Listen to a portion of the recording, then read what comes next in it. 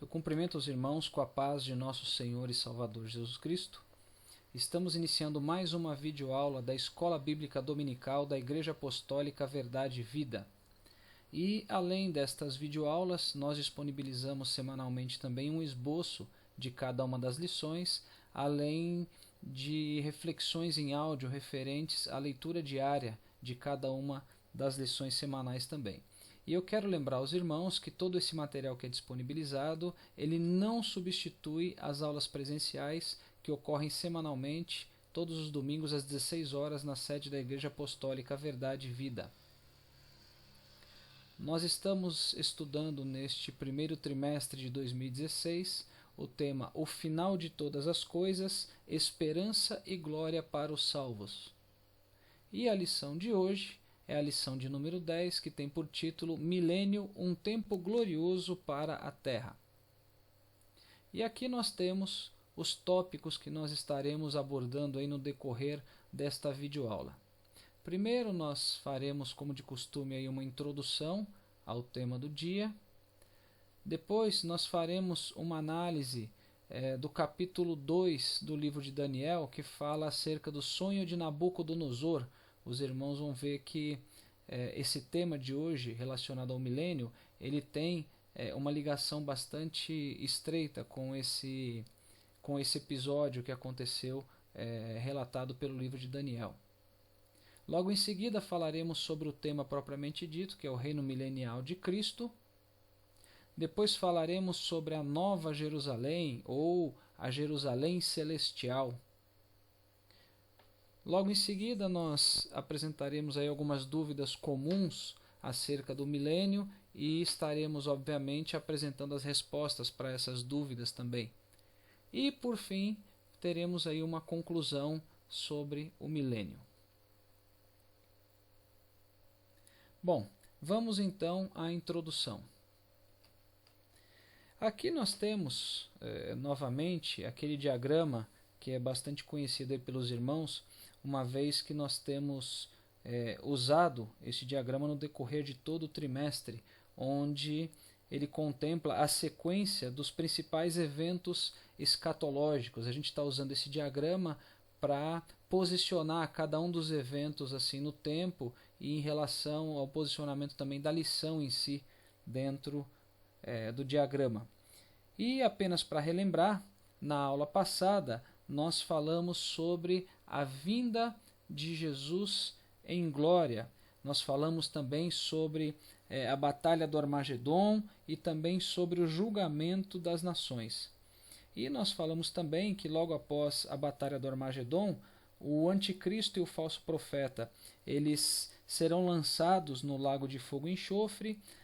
Os que morrerem na batalha do Armagedon, as almas deles irão para o Hades, aguardando aí o juízo final, e Satanás ele será acorrentado e ele será preso por 1000 anos, ele ficará preso no abismo por 1000 anos. E após isso tudo acontecer, aí sim nós teremos o milênio, aí sim se dará início ao reino milenial de Cristo. E na lição de hoje nós falaremos especificamente sobre esse tema. Então nós estamos aqui, nós estamos posicionados exatamente nesse ponto que é o milênio.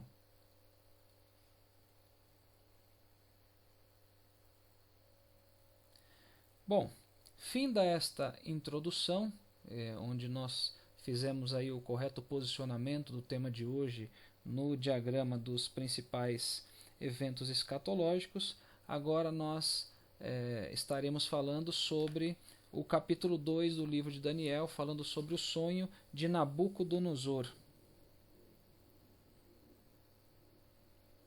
Então, como já comentado, as passagens bíblicas referentes a este sonho de Nabucodonosor e também a sua interpretação, elas estão no livro do profeta Daniel, no capítulo de número 2. Então vamos lá. O rei Nabucodonosor ele estava preocupado com o futuro do seu reino. Ele estava preocupado com o que iria acontecer após a sua morte, o que iria acontecer com o reino depois que ele morresse. E com esse pensamento, né, ele estava com esse pensamento em mente, durante uma determinada noite, o rei ele teve um sonho. Ele teve um sonho e esse sonho deixou ele muito intrigado, deixou ele muito preocupado a ponto de lhe tirar o sono. E o rei Nabucodonosor ele só iria ficar sossegado depois de entender o significado desse sonho. Então o que ele fez? Ele mandou chamar todos os adivinhos, ele mandou chamar os magos, mandou chamar os astrólogos da Babilônia. E só para os irmãos terem uma ideia, os babilônicos eles tinham uma casta, eles tinham um grupo muito grande, né, de magos. Quem que eram os magos? Eram aqueles que tinham, vamos dizer assim, o conhecimento das ciências ocultas. Tinha também o grupo de astrólogos, que é aqueles que liam os astros, que é aqueles que faziam essa leitura para tentar predizer o futuro. Tinha também um grupo de encantadores, que são aqueles que faziam exorcismo, faziam invocação de mortos, de espíritos malignos, enfim. E tinha os chamados sábios, que eram os caldeus. Quem eram esses sábios? Eram os sacerdotes do palácio que lidavam com mistérios, com códigos para adivinhação e, dentre outras coisas, para a interpretação de sonhos também. Então, a Bíblia diz que esses sábios eles se apresentaram diante do rei, e eles pediram para que o rei Nabucodonosor contasse o sonho para que eles pudessem entregar para o rei, para que eles pudessem dar para o rei a interpretação. Só que o rei, porém, disse que eles teriam que não somente interpretar o sonho, mas antes disso eles deveriam adivinhar qual foi o sonho que o rei teve. E caso eles não fizessem isso, eles seriam despedaçados e as suas casas seriam destruídas. Agora, caso eles adivinhassem qual foi o sonho do rei e conseguissem dar a interpretação, eles seriam honrados, eles receberiam aí recompensas, eles receberiam honrarias da parte do rei. Só que os sábios eles responderam para o rei o seguinte: eles disseram que ninguém no mundo seria capaz de fazer isso que o rei queria. Eles disseram que isso era algo impossível, e que somente os deuses, que segundo eles não moravam na terra, seriam capazes de atender a esse pedido do rei. Então, o que aconteceu aqui foi que os sábios eles reconheceram diante de Nabucodonosor a sua incapacidade. Eles reconheceram que eles não eram capazes de atender ao pedido do rei. E uma vez que eles não conheciam o nosso Deus, eles não conheciam o Deus do impossível. Então, a Bíblia diz que o rei ele ficou furioso, ele ficou muito bravo e ele mandou matar todos os sábios da Babilônia. Então, por decreto, porque o rei decretou isso, todos os sábios eles deveriam ser mortos, inclusive Daniel e os seus 3 amigos, Sadraque, Mesaque e Abednego, eles também acabariam sendo mortos, mesmo não fazendo parte oficialmente desse grupo de sábios, porque os irmãos sabem que neste período eles estavam em treinamento ainda, mas de qualquer forma eles também estavam sujeitos à penalidade pela ira do rei.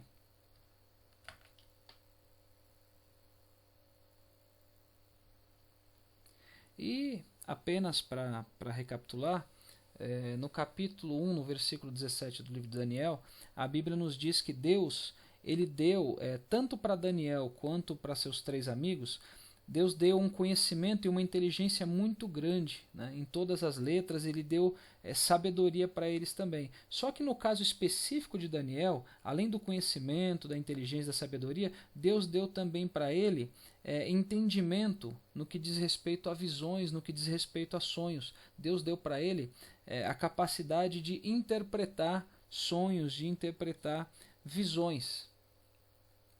E a Bíblia afirma também que em toda a matéria de sabedoria e de discernimento, né, os irmãos sabem que tanto Daniel quanto seus 3 amigos eles foram submetidos a uma série de questionamentos feitos pelo próprio rei. E tanto Daniel quanto seus 3 amigos eles foram considerados, né, nessa bateria de questionamentos, eles foram considerados 10 vezes mais doutos do que todos os sábios e do que todos os adivinhos da Babilônia. Então a sabedoria deles ela foi reconhecida pelo próprio rei. Então a Bíblia nos diz que Daniel, né, sabendo desse decreto que o rei havia havia estabelecido para que se matassem todos os sábios, a Bíblia diz que Daniel ele questionou o capitão da guarda do rei. O capitão se chamava Arioque, né, e ele era encarregado, dentre outras coisas, de fazer cumprir essa ordem que o rei tinha dado, que era de matar todos os sábios e os adivinhos da Babilônia. E uma vez que Daniel o questionou, né, com muita sabedoria, porque esse era um dos predicados que Daniel tinha, ele questionou Arioque e o capitão da guarda explicou para ele tudo o que tinha acontecido. Então, Daniel fez o quê? Ele foi até o rei para falar com ele, para que o rei desse um tempo para que ele pudesse interpretar o sonho. E a Bíblia diz que o rei concordou com esse pedido de Daniel. Agora aqui, irmãos, fazendo uma pausa, nós vemos o trabalhar de Deus. Reparem que a ordem ela já havia sido dada pelo rei, para que todos os sábios fossem mortos. Por que então que o rei ele ia receber um prisioneiro na sua presença e ainda iria conceder a esse prisioneiro o tempo que ele pediu, se não fosse pela ação de Deus no coração do rei? Não teria por que ele fazer isso. Então a Bíblia diz que o rei ele concordou com esse pedido e após isso Daniel ele foi falar com seus 3 amigos. Aí ele contou para eles tudo o que estava acontecendo e ele chamou os amigos para que juntos eles orassem a Deus, a fim de que Deus tivesse misericórdia deles e que mostrasse para eles o significado do sonho, para que eles não morressem devido ao decreto que o rei havia dado, né, de matar todos os sábios e todos os adivinhos. Então, reparem numa coisa, irmãos. Daniel ele pediu um tempo para o rei e logo em seguida ele foi orar. Ele chamou os amigos dele e ele foi orar. E os irmãos sabem que a oração ela é o meio, ela é o canal mais eficaz de se obter respostas da parte de Deus para as nossas necessidades. E diferente, irmãos, dos outros sábios, Daniel ele entendia que o pedido do rei era impossível para qualquer homem. Só que Daniel sabia que Deus tinha poder para dar essa interpretação.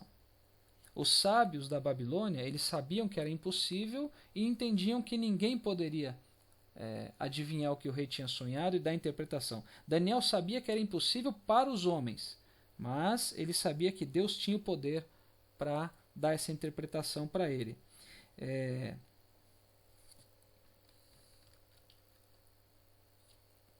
E Daniel, tanto ele quanto os seus amigos, além de entender que Deus ele tinha essa capacidade, ou seja, além dessa consciência, houve também uma atitude da parte de Daniel e dos seus amigos. Por quê? Porque eles oraram nesse propósito. Os irmãos sabem que a fé ela tem que vir acompanhada de uma ação. Então eles acreditavam, eles confiavam em Deus para poder abençoá-los com a interpretação dessa visão, abençoar o próprio Daniel, mas ele teve uma atitude de buscar isso em Deus.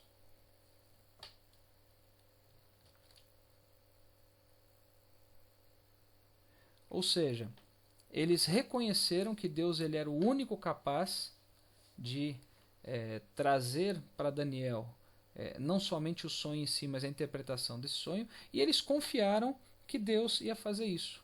Então eles entraram em oração e, como resultado disso, Deus deu para Daniel, naquela noite, uma visão, dando a revelação para ele acerca do sonho de Nabucodonosor. Então Deus fez com que Daniel soubesse o que significava aquele sonho.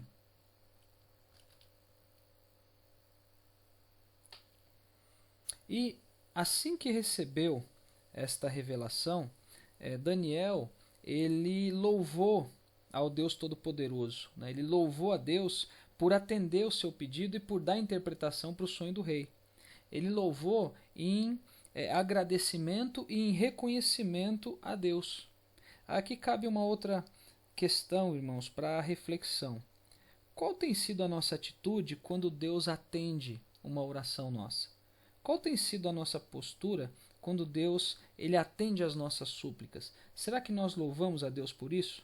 Ou será que nós só nos lembramos de Deus quando a gente precisa de alguma coisa? Nós fazemos muitas petições, mas não fazemos orações de agradecimento. Nós precisamos pensar muito a respeito disso. Então, Daniel, ele teve essa postura assim que Deus lhe revelou o sonho do rei. Então ele estava sozinho, porque ele havia acabado de ter aquela visão. Então ele louvou a Deus. Ele reconheceu que Deus havia atendido o seu pedido. Então ele agradeceu e reconheceu essa grandiosidade de Deus. E cabe um ponto interessante aqui também, irmãos, para comentar. Daniel, ele era altruísta, né? Altruísta significa o contrário de egoísta, né? Então Daniel, ele não tinha egoísmo, ele não pensava só em si mesmo.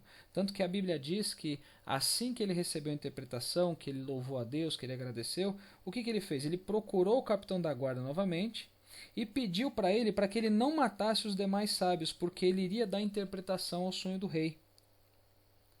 Então ele não pensou somente em si. Ele poderia ter pensado somente nele mesmo, ter sido egoísta e falado, olha, Deus me deu a interpretação, mas o capitão da guarda está mandando matar os demais, eu não tenho nada a ver com isso. Não, ele pediu para o capitão da guarda parar com aquela matança toda, porque ele estaria indo à presença do rei para interpretar o sonho que o rei teve. E a Bíblia diz que o capitão da guarda então pegou Daniel, levou ele até a presença do rei e disse que Daniel iria dar a interpretação ao sonho.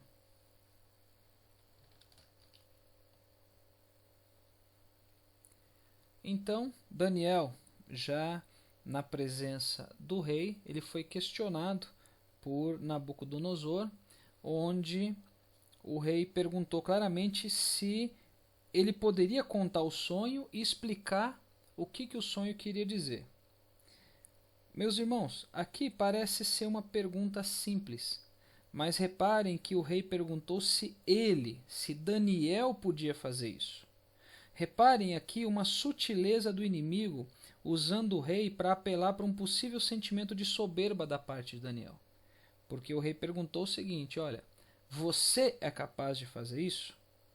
E a Bíblia nos diz que Daniel, ele então respondeu para o rei da seguinte maneira, ele disse que ninguém na terra poderia dar essa explicação que o rei estava querendo, porém que existia um Deus no céu que explica mistérios e por meio do sonho, Deus ele fez o rei saber o que aconteceria no futuro.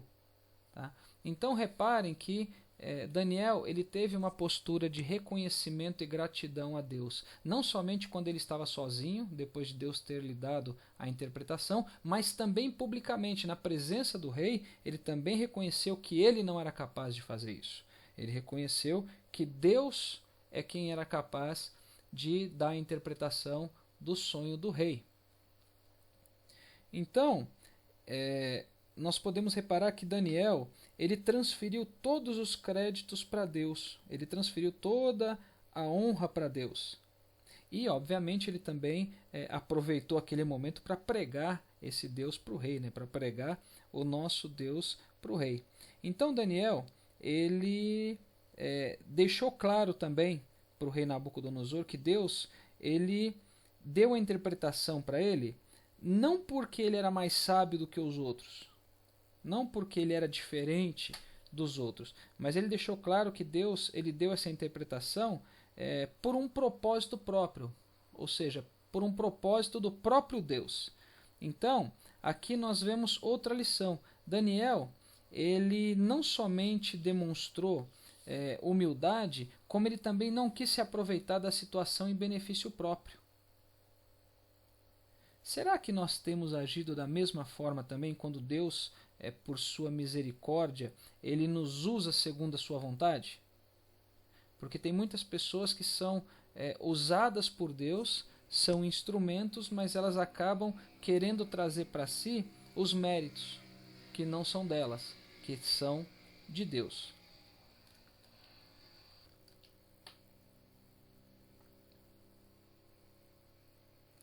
Agora, no que consistia efetivamente esse sonho que o rei Nabucodonosor teve? Deus ele fez o rei saber o que ocorreria no futuro, mesmo sendo Nabucodonosor um pagão.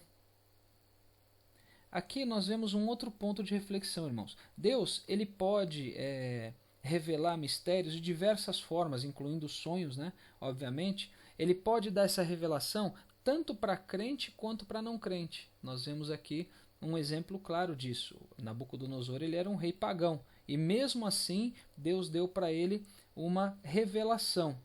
Então nós podemos nos lembrar de um outro exemplo, algo parecido que aconteceu com Faraó. Os irmãos bem sabem que Deus ele deu uma revelação em sonho para Faraó e usou José para interpretar esses sonhos. No caso de Faraó, obviamente, o sonho ele era uma revelação do futuro sobre o seu próprio reino, sobre o reino do Egito. Agora, no caso do sonho de Nabucodonosor, o sonho ele era uma revelação do futuro sobre o mundo como um todo a partir do Império da Babilônia. A gente vai estar vendo isso um pouquinho mais à frente. Então Deus ele pode dar revelação também para os ímpios. A partir daí então, irmãos, Daniel ele passa a contar em detalhes para o rei sobre o sonho que ele teve. Então o rei ele sonhou com uma estátua muito grande, uma estátua que brilhava muito, uma estátua que ela dava medo. E essa estátua ela tinha uma cabeça de ouro, ela tinha o peito e os braços de prata, ela tinha o ventre ou a barriga, né, e os quadris de cobre, ou em algumas traduções bíblicas aparece como bronze. Ela tinha as duas pernas de ferro e os seus pés, eles eram metade de ferro e metade de barro. Depois a gente vai explicar cada uma dessas partes, o que representa. Agora, além da estátua, o rei viu, né, em sonhos uma pedra, né, uma pedra que se soltou de uma montanha sem ninguém ter empurrado ela. E essa pedra ela caiu nos pés da estátua. E assim que ela bateu nos pés da estátua, ela despedaçou a estátua todinha, dos pés até a cabeça. E tudo virou pó. E a Bíblia diz que ele sonhou também que após ter destruído essa estátua, essa pedra ela cresceu. Ela cresceu e ela se tornou num grande monte, num monte tão grande que encheu o mundo inteiro. Então esse foi o sonho do rei. E a partir desse ponto, então, que Daniel disse para o rei o que ele tinha sonhado, ele passa a dar para o rei a interpretação do sonho, porque os irmãos se recordam que a gente comentou que o rei exigiu não somente a interpretação, mas antes dela teria que ser dito o que o rei sonhou. Então até aqui Daniel contou qual foi o sonho. Agora ele passaria a dar a interpretação desse sonho. Então primeiro Daniel ele deixou claro para o rei que foi Deus quem tinha feito Nabucodonosor como rei e que deu autoridade a ele, né? E depois ele diz que o próprio rei era a cabeça de ouro, né? Ou seja, a cabeça de ouro ela representava o próprio reino de Nabucodonosor. E depois do reino dele haveriam mais dois outros reinos, representados pelo peito e pelos braços de prata, e pela barriga e pelos quadris de bronze. Não tão poderosos, né, quanto o primeiro, enfim. E depois viria um quarto reino que seria forte como ferro, e esse reino ele é representado pelas pernas da estátua. E esse reino ele destruiria todos os outros reinos do mundo, né? E as pernas também, por serem duas, representam que esse reino ele seria dividido. Ele seria dividido. E a Bíblia também afirma que os pés eles eram metade de barro e metade de ferro. Então, metade dos dedos eram de ferro e metade era de barro.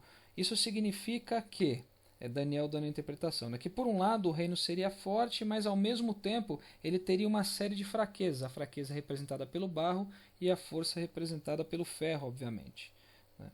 Que esses reinos eles tentariam se unir, só que eles não permaneceriam unidos por muito tempo, porque o ferro e o barro eles não se misturam. E com relação à questão da pedra, que nesse tempo Deus ele fará aparecer um reino que nunca seria destruído nem conquistado. e esse reino ele acabaria com os outros e ele duraria para sempre. Agora nós vamos analisar, irmãos, em mais detalhes essa interpretação feita por Daniel sobre o sonho de Nabucodonosor. Nós já sabemos que o sonho de Nabucodonosor ele era profético, tá? E cada parte do corpo ela representava um império mundial diferente. Então temos primeiro que a cabeça de ouro. A cabeça de ouro ela representava a própria Babilônia, o próprio Império Babilônico, né, que durou de 605 a.C. até 538 a.C. Para os irmãos associarem, né, com a imagem e terem uma ideia, a Babilônia ela era chamada de Cidade de Ouro. Reparem que no sonho de Nabucodonosor apareceu como uma cabeça de ouro. O nível de precisão de cada um dos detalhes que Deus deu para o rei em sonho assim espantoso. Tá? Então a Babilônia era chamada de Cidade de Ouro.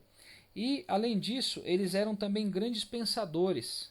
Né? Reparem que a Babilônia está sendo representada pela cabeça da estátua. Eles eram conhecedores de astrologia, astronomia, enfim, e outras ciências mais.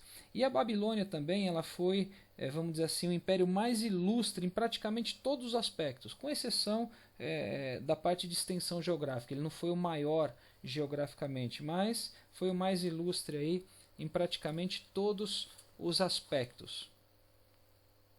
Depois nós temos o peito e os braços de prata.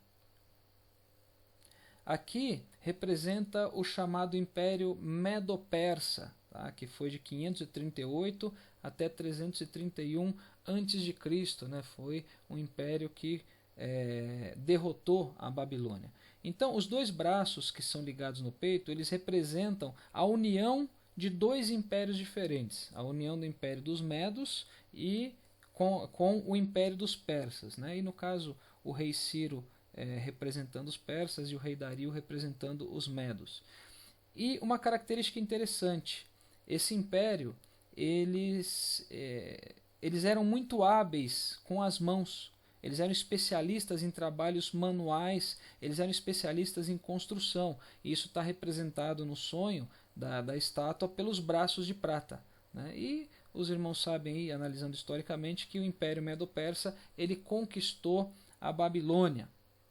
Aí depois, no sonho, nós temos o ventre e os quadris de bronze. Então, esta parte da estátua ela representa a Grécia, né, que teve a sua história de 331 a.C. até 168 a.C. Esse império grego ele derrotou o Império Medo-Persa. E o personagem que se destaca aqui, né, nesse império foi Alexandre Magno. Né? Então, se os irmãos forem olhar aí a história da Grécia, vai perceber que o personagem de destaque é Alexandre Magno. E uma coisa interessante também, irmãos, os gregos eles eram hedonistas. Tá? O que é hedonista? Hedonista é aquele que sempre está em busca do prazer, sempre está em busca de satisfazer os desejos da carne. E isso está simbolizado aqui na estátua pelo ventre. Tá? Então, o ventre da estátua representa o Império Grego. Depois nós temos as pernas de ferro. Aqui está representando o que? O Império Romano. Tá? 168 a.C. até 476 depois de Cristo. A gente vê que é o império assim que mais durou. Né? E esse império foi o que, obviamente, derrotou o Império Grego.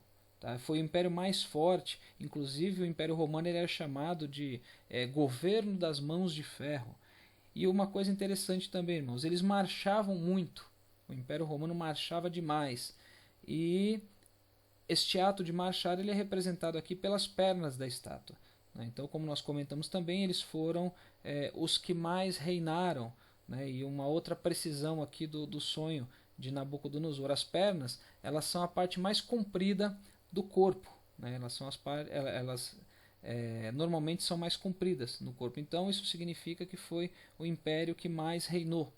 Né? E as duas pernas elas representam uma divisão que aconteceu no Império Romano.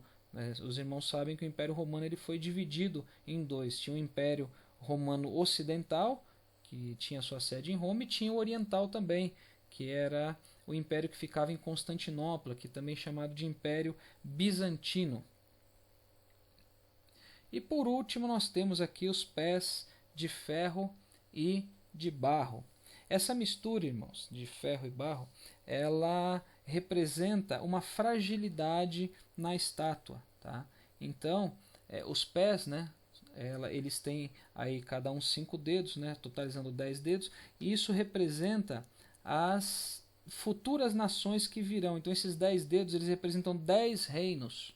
Tá? A gente pode chamar assim de confederação de nações. E, obviamente, essa confederação ela vai ser uma extensão do antigo Império Romano, na mesma área, porque vejam que é uma extensão das pernas, só que com poder menor, porque eles são bem menores do que as pernas.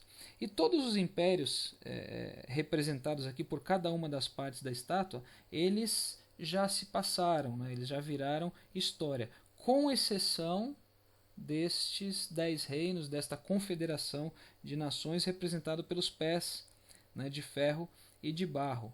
Então, que império será esse, né, representado pelos 10 reinos? Por essas 10 nações confederadas, vamos dizer assim. Esse império ele representa o império, o governo do anticristo, que é aquele que nós já vimos em lições anteriores, que ele vai surgir logo após o período da grande tribulação. E uma outra coisa interessante aqui, irmãos, da cabeça até os pés da estátua, a cada parte, né, que foi sendo descrita por Daniel, além de representar os impérios mundiais que viriam depois da Babilônia, os irmãos reparem que os materiais eles vão caindo de valor também. Os irmãos se recordam que a cabeça ela é de ouro, ela começa com ouro e ela termina com o quê? Com ferro e com barro. Então esses materiais eles vão caindo de valor. Isso significa o quê? Significa que os reinos que foram descritos aí de cima para baixo, eles revelam uma progressiva, vamos chamar assim, decadência. Uma decadência dos reinos deste mundo.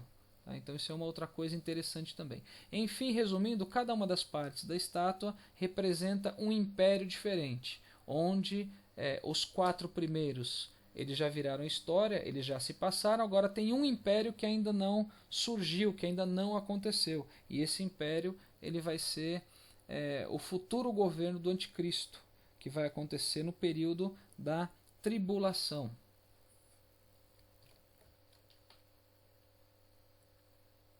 Agora fica aqui uma dúvida. Tá bom, ficou claro que cada uma das partes da estátua representa um império, ou representavam impérios que viriam após o Império Babilônico. Até aqui tudo bem. Agora, e essa pedra? Quem é a pedra? Quem é a pedra do sonho de Nabucodonosor? Salmos 118, 22, parte A. A pedra que os edificadores rejeitaram. Então, aquela pedra que a Bíblia diz que ela não foi feita por mãos de homens e que atinge os pés da estátua, despedaçando ela inteira, é a pedra que os edificadores rejeitaram. Ou seja, é a chamada pedra angular, é a chamada pedra fundamental, a pedra de esquina. Em outras palavras, é a pedra principal usada em uma edificação. E essa pedra, ela representa quem? Ela representa o Senhor Jesus Cristo. Então, a destruição da estátua, ela simboliza o quê? Ela simboliza a destruição total dos impérios gentílicos. E essa destruição, ela antecederá o quê? O reino milenial de Cristo. Então, é Jesus quem virá para destruir os impérios gentílicos. E isso vai acontecer antes do seu reino milenial.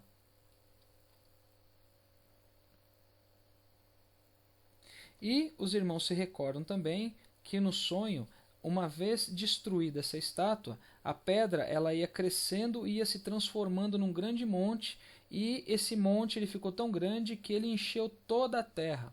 Tá? O que representa esta pedra crescendo e enchendo toda a terra? Representa o reino de Jesus Cristo.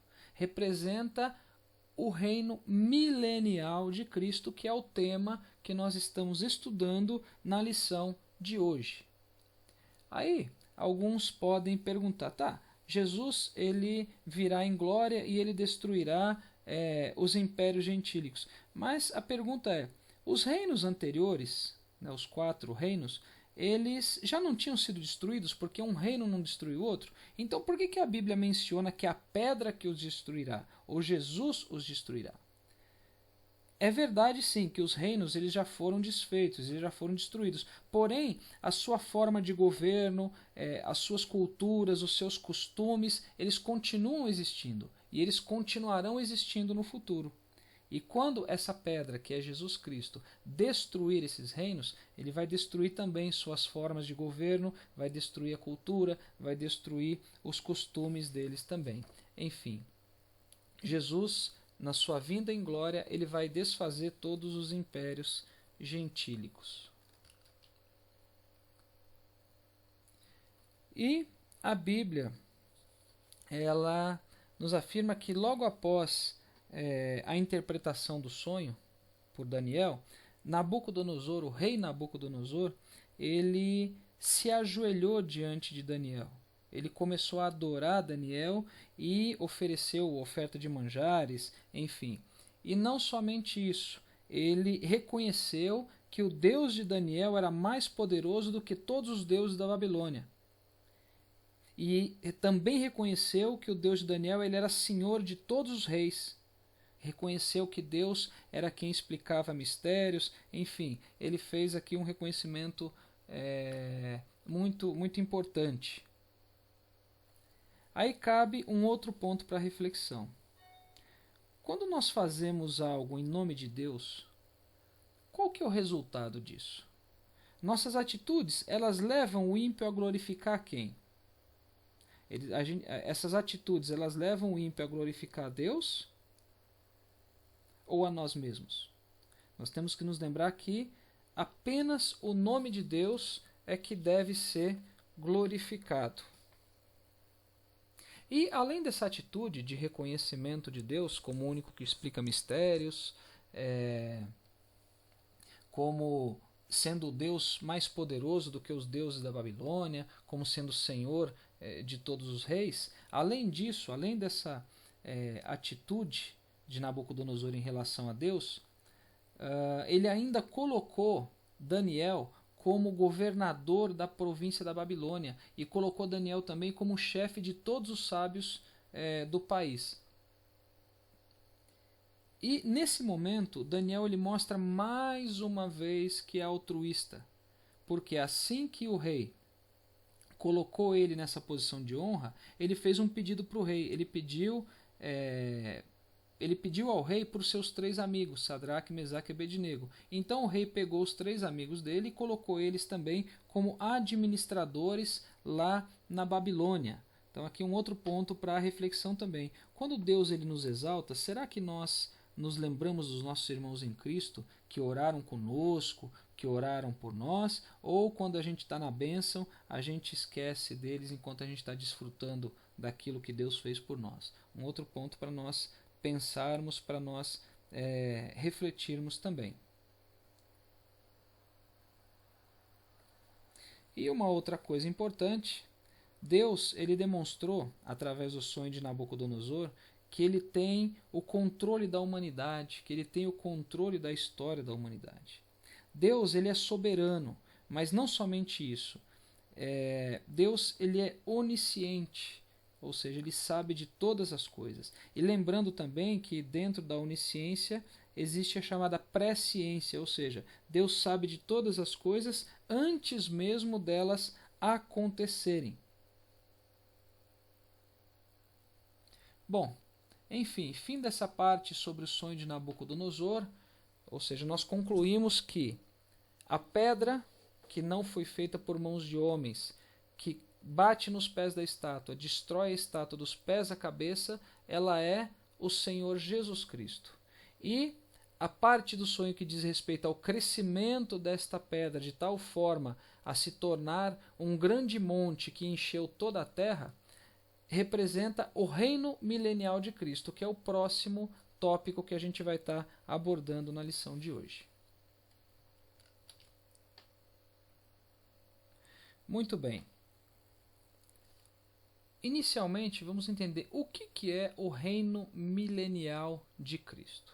Então, o reino milenial de Cristo nada mais é do que um período de 1000 anos, por isso que ele se chama milenial, onde Cristo ele vai reinar sobre todas as nações da terra.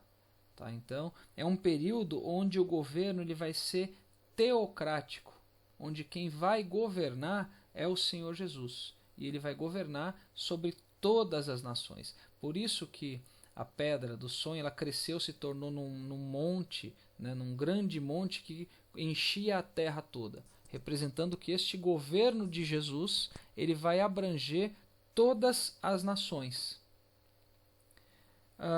E a capital, tanto espiritual quanto política, né, mundial deste governo teocrático, vai ser Jerusalém. Tá? Então a Bíblia nos afirma isso, está lá em Isaías capítulo 2, nos versículos 2 e 3. Então a capital deste, vamos chamar assim, deste reino mundial, né, que vai durar aí 1000 anos, vai ser Jerusalém. Um outro ponto interessante. Todas as nações do mundo, elas deverão ir para Jerusalém anualmente para adorar Jesus. Isso daí está lá em Zacarias, capítulo 14, versículos 16 e 17. Então, significa o quê? Que todos os que restarem de todas as nações, depois da Batalha do Armagedon, obviamente, elas virão de ano em ano para adorar Jesus, para adorar o Rei e para celebrar a chamada Festa dos Tabernáculos. E a Bíblia diz que se alguma das famílias não vier, também não vai vir sobre ela a chuva. Então, tem aí uma consequência para aqueles que não fizerem isso. E uma coisa maravilhosa, irmãos. A igreja ela vai estar com Cristo, ela vai estar reinando com Ele. Apocalipse, capítulo 20, versículo 6, diz que os salvos eles serão reis e serão sacerdotes no reino milenial. Então nós, como igreja de Cristo, nós estaremos reinando com Ele durante este período de 1000 anos. Mas aí a gente vai ver um pouquinho mais para frente alguns pontos interessantes sobre essa questão do reinado conjunto com Cristo. Um outro ponto sobre o reino milenial é que os vivos que restarem aí da grande tribulação, que passarem pela grande tribulação, que sobreviverem à batalha do Armagedon, eles adentrarão no milênio. Eles estarão participando do reino milenial de Cristo. Só que, diferente dos santos, tanto do Antigo quanto do Novo Testamento, que terão seus corpos glorificados, esses aqui eles estarão participando, porém em seus corpos naturais, em seus corpos físicos. Uma outra característica, outro ponto a respeito deste reino milenial: não haverá oposição ao governo de Cristo. Não haverá oposição por quê? Porque, como os irmãos se recordam, nós vimos na lição anterior isso, Satanás ele vai estar preso durante o milênio. Nós vimos isso na lição anterior. Satanás ele vai ser acorrentado e ele vai ser colocado no abismo e vai ficar preso ali por 1000 anos. Então não vai haver oposição ao governo de Cristo. E um outro ponto aqui importante para a gente saber também sobre o reino milenial. Mesmo vendo toda a glória de Jesus, mesmo passando aí, vamos dizer assim, pelo melhor período, né, de toda a história da humanidade, o pecado ele ainda vai prevalecer no coração de muitas pessoas. Tanto que a Bíblia afirma que quando Satanás for solto, ou seja, no final do reino milenial, quando findar os 1000 anos, quando Satanás for solto, ele ainda vai conseguir enganar as nações e vai conseguir juntá-los aí para uma batalha onde eles vão cercar o arraial dos santos, conforme está lá em Apocalipse 20, versículos 8 e 9. Né? Então, o pecado ele vai prevalecer. Ele vai prevalecer, só que somente no coração dos não glorificados. Tá? Então, e sobre mais detalhes aí sobre esse tema da soltura de Satanás e da junção que ele vai fazer dessas nações para tentar invadir aí a Cidade Santa, isso a gente vai estar vendo na próxima lição. Tá? Então a gente não vai detalhar muito isso agora não. Então o pecado ele vai continuar existindo no coração daqueles que não tiverem sido glorificados. Vamos ver agora, irmãos, algumas características específicas deste reino. Tá? Então a gente vai estar aqui mencionando algumas delas. Primeira característica: haverá conhecimento universal de Deus. A Bíblia nos diz em Isaías capítulo 11, versículo 9: não se fará mal nem dano algum em todo o monte da minha santidade, porque a terra se encherá do conhecimento do Senhor, como as águas cobrem o mar. Então aqui a gente está falando de um conhecimento universal. A gente pode entender aqui que todos os meios de comunicação eles vão falar sobre o reino de Cristo.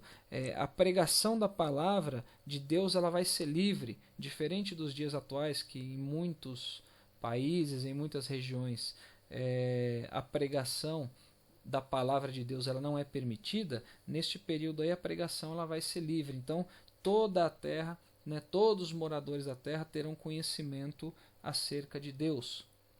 Uma outra característica: será um tempo assim de muita paz, haverá paz na terra.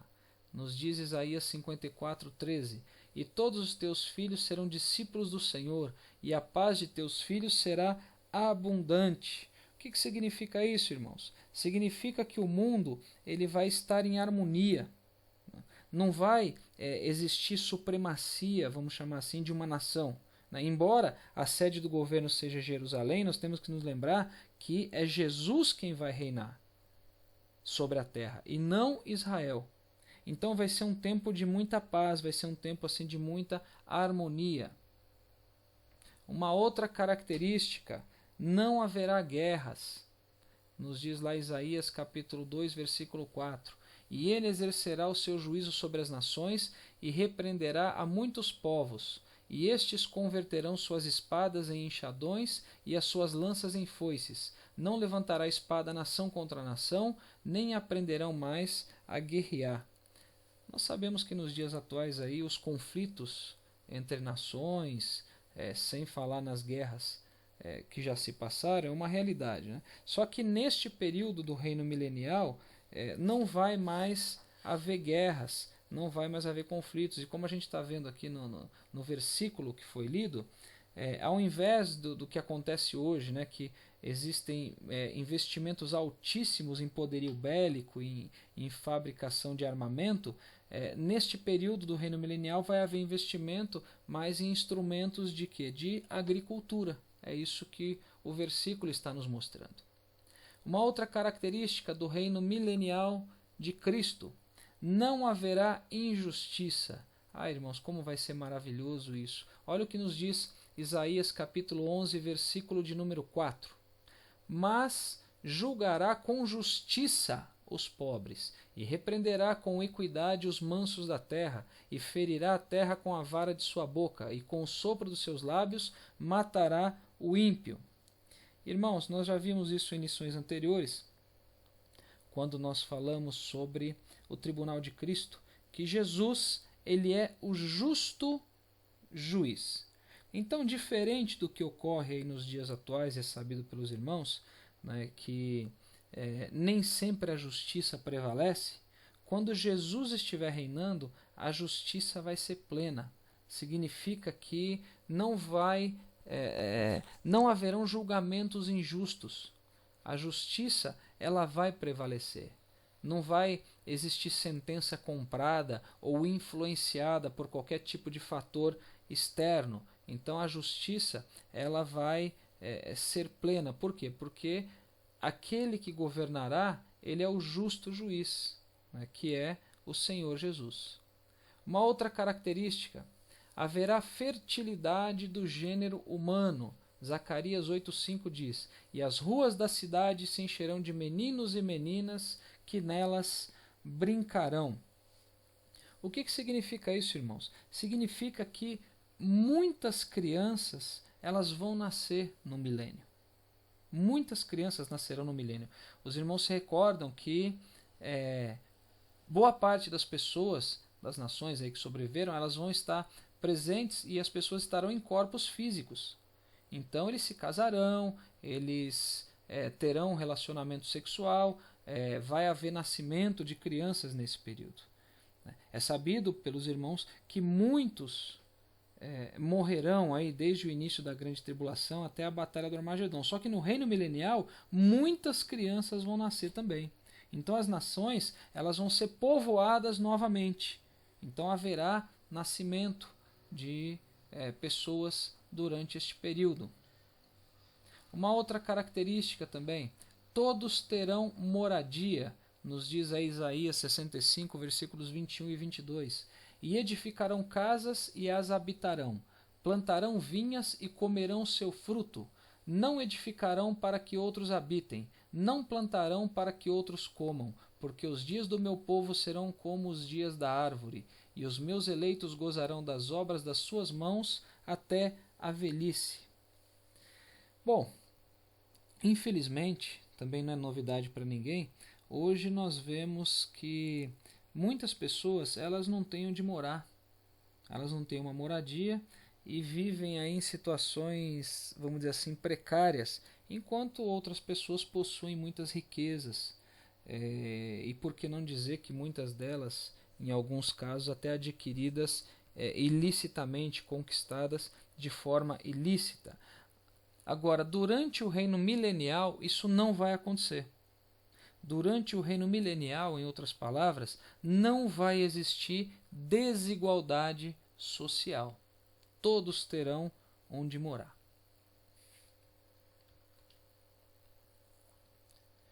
Uma outra característica do período do reino milenial de Cristo, haverá longevidade.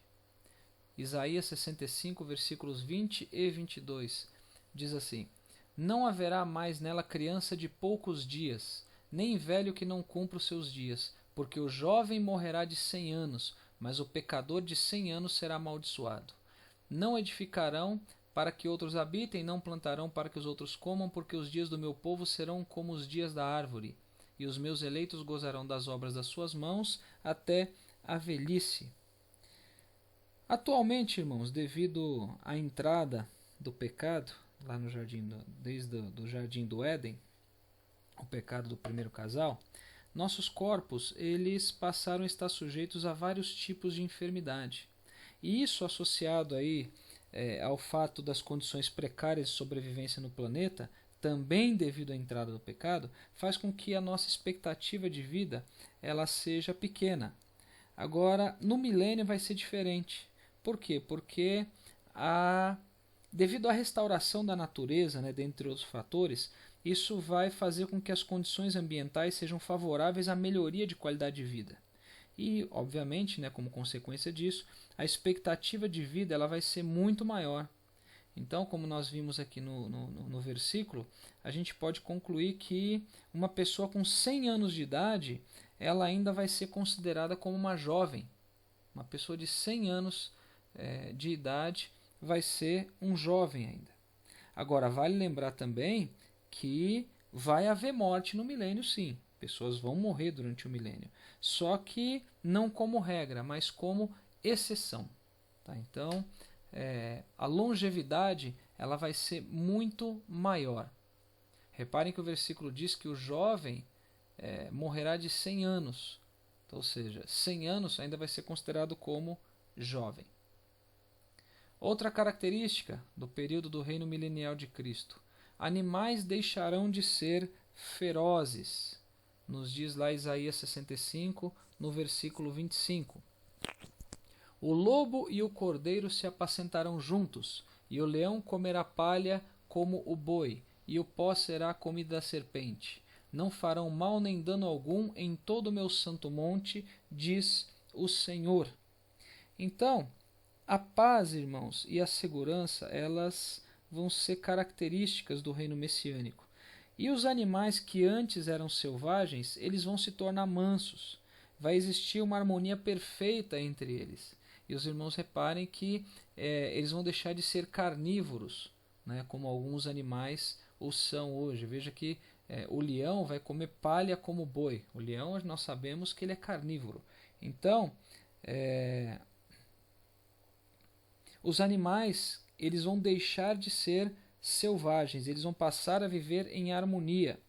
E uma outra coisa importante aqui, irmãos, a paz entre os animais aqui, ela representa que a era messiânica ela vai ser caracterizada, dentre outras coisas, pela ausência de inimizade, pela ausência de crueldade, pela ausência de hostilidade. Em outras palavras, nós não podemos entender esse versículo como limitado somente aos animais.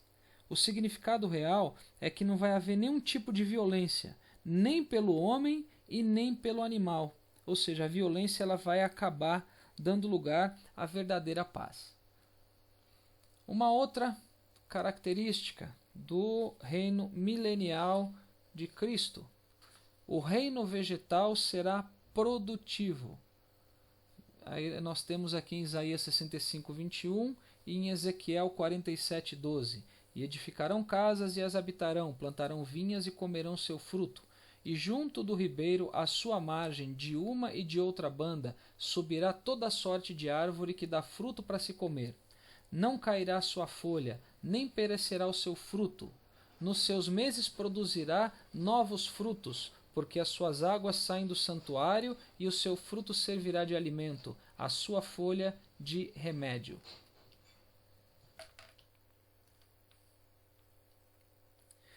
Bom, os irmãos sabem que a terra ela havia sido amaldiçoada por causa do pecado. Então essa maldição que havia sobre a terra, causada por esse pecado, ela vai desaparecer. Significa que não vai haver falta de alimentos. A fome, que é uma outra realidade dos dias atuais, nós já vimos isso em lições anteriores, apresentamos até algumas estatísticas da ONU sobre a fome. Ela não vai mais existir. Todos terão alimentos. Por quê? Porque o reino vegetal ele vai ser muito produtivo. Né? Muitas árvores crescerão, muitos frutos elas darão, então vai ter alimentação para todos. Isso é um outro ponto bastante interessante. É uma outra característica muito forte aí, do reino milenial de Cristo. Enfim, essas são aí não as únicas, mas as principais características inerentes ao reino de Jesus Cristo, inerentes ao reino milenial, inerentes ao período de 1000 anos em que Jesus estará governando. Bom, passemos agora para o próximo tópico, onde nós falaremos sobre a Nova Jerusalém. Diz assim a palavra do Senhor em Apocalipse 21:10. E levou-me em espírito a um grande alto monte, e mostrou-me a grande cidade, a santa Jerusalém, que de Deus descia do céu. Então, o que é efetivamente a Nova Jerusalém? A Nova Jerusalém, ou Jerusalém Celestial, ela é uma cidade. Tá? Ela é uma cidade celestial, e é uma cidade eterna. E é uma cidade destinada a quem? Destinado aos salvos em Cristo, aqueles que foram glorificados. Nós vamos ver um pouquinho mais para frente sobre isso também, sobre a atuação desses glorificados nesta cidade celestial chamada de Nova Jerusalém. Onde está localizada esta Nova Jerusalém? Atualmente ela está onde? Ela está nos céus. Agora, quando Jesus vier com a sua igreja, essa cidade ela vai descer do céu para as, vamos chamar assim, para as regiões siderais. Ela vai ficar como se fosse pairando, né? Como se fosse um satélite no mundo. E ela vai ficar acima da Jerusalém terrestre. É como esse desenho que está aqui do lado, né? Mais ou menos isso aqui. Nós temos Jerusalém terrestre, né, a sede política e espiritual aí do reino milenial de Cristo, e acima dela, pairando aqui nos ares, nós teremos a chamada Nova Jerusalém, ou Jerusalém celestial. Então ela vai ficar acima da Jerusalém terrestre. Agora, quem serão os moradores? Quem é que vai morar nesta cidade? Né? Se é uma cidade, ela tem que ter moradores. Então, quem vai morar lá? Todos os que tiverem o corpo glorificado, ou seja, a gente está falando aqui dos santos do Antigo e do Novo Testamento, e também os mártires da grande tribulação. Tá? Então, uma outra coisa assim, bastante interessante sobre este ponto, irmãos. Os salvos, né, os salvos glorificados, eles transitarão, eles vão transitar entre a Nova Jerusalém, que é celestial, e a Jerusalém terrestre. Eles vão transitar livremente entre uma e outra, né, num intercâmbio aí promovido pelos interesses do reino. Em outras palavras, os irmãos sabem que os salvos glorificados, eles não vão estar mais sujeitos ao tempo nem ao espaço. Apesar da Nova Jerusalém estar numa região assim sideral, ela está nos ares, os que tiverem os corpos glorificados, eles não precisarão de meios de transporte para se deslocar nas alturas.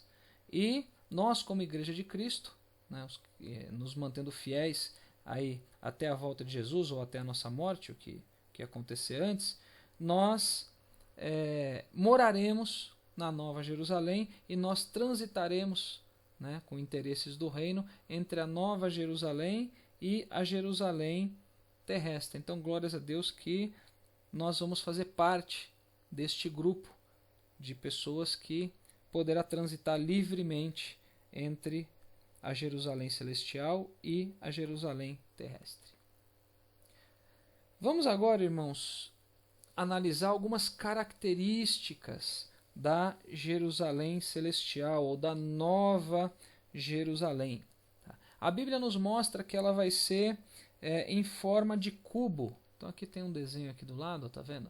Em forma de cubo. Significa que ela vai ter a mesma medida, tanto no comprimento, quanto na largura, quanto na sua altura. E a Bíblia diz que esta medida é de 2.200 quilômetros. E a Bíblia diz também que a Nova Jerusalém, ela vai brilhar, tá? Ela vai brilhar com a glória de Deus. A Bíblia diz ainda que a Nova Jerusalém, ela não vai necessitar nem do sol e nem da lua, justamente por causa do brilho da glória de Deus. E a Bíblia diz ainda que a rua principal da Nova Jerusalém, ela é uma rua de ouro puro. Tá? Então aqui do lado nós temos aqui as referências bíblicas, tá? Sobre o formato da Nova Jerusalém e suas medidas, está lá em Apocalipse capítulo 21, versículos 15 e 16. Sobre o material que ele é feito, né, de ouro puro, está em Apocalipse 21, 18. E sobre o brilho da glória de Deus, está em Apocalipse 21, 11. E além disso, a Bíblia nos diz que a Nova Jerusalém ela vai ser cercada, tá? Ela vai ser cercada nos seus 4 lados, obviamente, por um muro muito alto, que a Bíblia diz que vai ter, só a largura do muro vai ser de 64 metros. E a Bíblia diz que este muro ele será de jaspe, ele é feito de jaspe. E aqui tem algumas características desse muro também. A Bíblia diz que em cada um dos 4 lados deste muro vão existir 3 portões de pérola. 3 portões de pérola, então totalizando aí 12 portões, né? São 4 lados, 3 vezes 4, 12, são 12 portões, sendo que cada um deles vai ser guardado por um anjo. Né? A Bíblia diz que nada que for impuro vai poder entrar na Nova Jerusalém.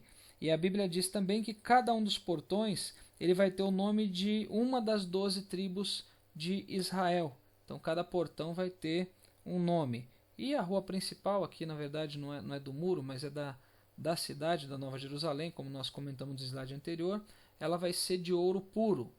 E aqui nós temos também as referências bíblicas, falando sobre o muro em si, né, sobre a altura dele, e sobre os portões, está lá em Apocalipse 21, versículos 12 e 13, falando sobre a dimensão, né? A Bíblia ela se restringe a dizer que o muro era muito alto e fala somente da largura dele. Está lá em Apocalipse 21, 17. E sobre o material que ele é feito de jaspe, está lá em Apocalipse 21, versículos 18 e 21.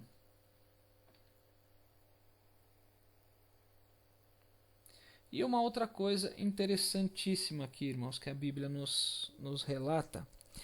A Bíblia diz que este muro, né, na visão que João teve, este muro ele era construído sobre 12 fundamentos. O que significa isso? Que este muro ele foi construído sobre 12 alicerces. Os irmãos sabem que quando você faz uma construção de uma casa, de um galpão, de um prédio, enfim, você tem o alicerce, que é aquela parte inicial de concreto onde a construção, a obra é feita em cima dela. E a Bíblia diz que este muro ele é construído sobre 12 alicerces, um em cima do outro. Tá? E cada um desses alicerces, cada um desses fundamentos, cada uma dessas fundações, ela tem o nome de um dos 12 apóstolos do Cordeiro. Então são 12 fundamentos e cada uma terá o nome de um apóstolo diferente. E outra coisa que a Bíblia diz também é que cada um desses alicerces ele vai ser enfeitado com uma pedra preciosa diferente. Tá? Então nós temos aqui, olha só, o primeiro fundamento.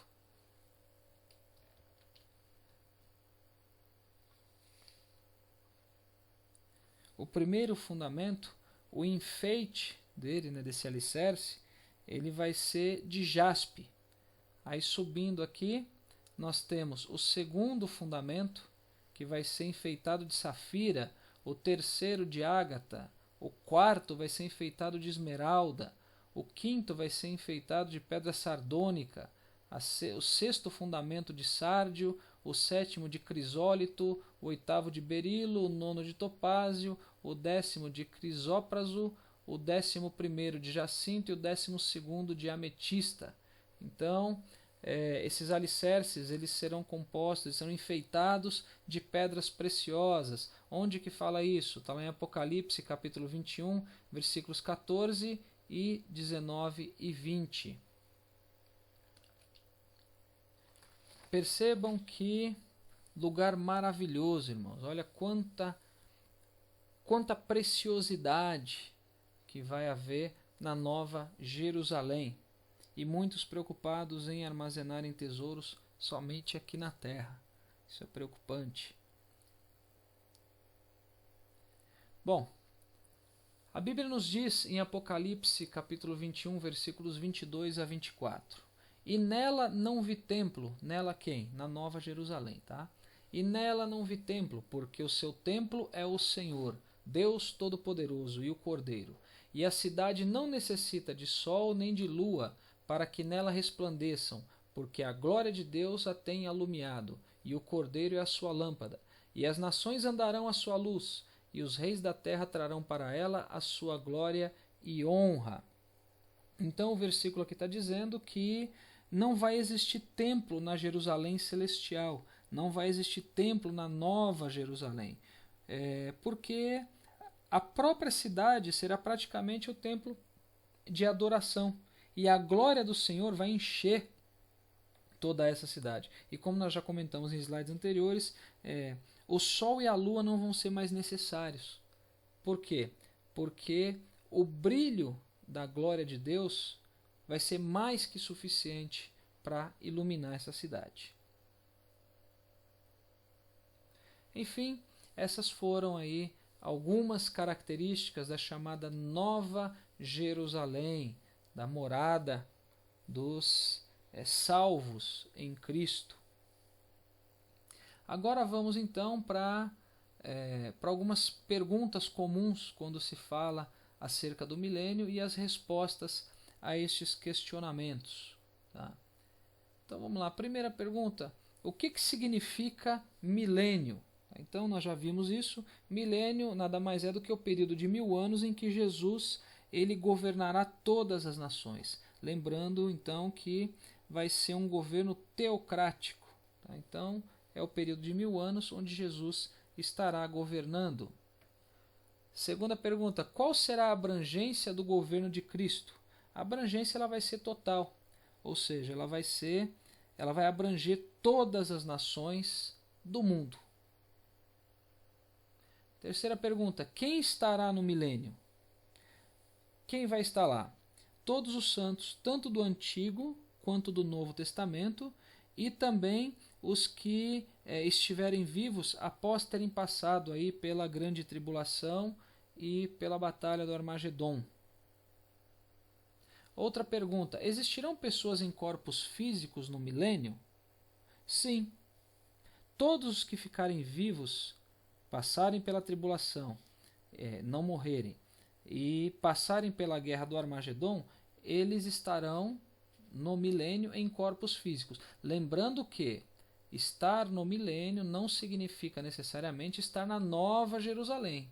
Somente aqueles que tiverem corpos glorificados terão acesso e morarão na Nova Jerusalém. Então esses dos corpos físicos, que terão corpos físicos ainda, eles vão estar morando mais aqui na Terra durante este período do reinado milenial de Cristo. Outra pergunta, nascerão crianças no milênio? Nós falamos sobre isso também. Sim, nascerão muitas crianças no milênio. A Terra será cheia, ela será povoada novamente. Uma outra pergunta, o que é a Nova Jerusalém? Falamos sobre isso também. Nova Jerusalém é a cidade celestial e eterna que ela é destinada aos salvos em Cristo. Outra pergunta, onde estará localizada a Nova Jerusalém no milênio? Ela vai estar localizada acima da Jerusalém terrestre, nas regiões siderais, como se fosse aí, o exemplo que nós usamos, um satélite pairando no ar. E onde estará Satanás durante o milênio? Isso nós vimos na lição anterior. Satanás ele vai estar acorrentado e vai estar preso, melhor dizendo, no abismo durante os 1000 anos do reinado de Cristo. Outra pergunta, as nações que restarem aqui na terra deverão ir a Jerusalém para adorar? Sim, todas elas deverão ir anualmente até Jerusalém para adorar o Rei Jesus. Uma outra pergunta, o pecado existirá no milênio? Sim, nós falamos sobre isso. O pecado ele não vai ser removido da terra. É isso que nós temos que entender. Tanto que a Bíblia diz que quando Satanás for solto após os 1000 anos, ele vai conseguir convencer muitas nações a se reunirem para cercar o arraial dos santos, só que a Bíblia diz que nesse momento aí vai descer fogo do céu e vai consumir todos eles. Mas isso aí a gente vai ver em mais detalhes na próxima lição. De qualquer forma, a resposta para essa pergunta é sim, haverá pecado no milênio. Né? O pecado, na verdade, ele vai continuar existindo dentro das pessoas que estiverem morando aí na Terra. Vai continuar existindo dentro delas. Ou seja, ele não vai ser removido.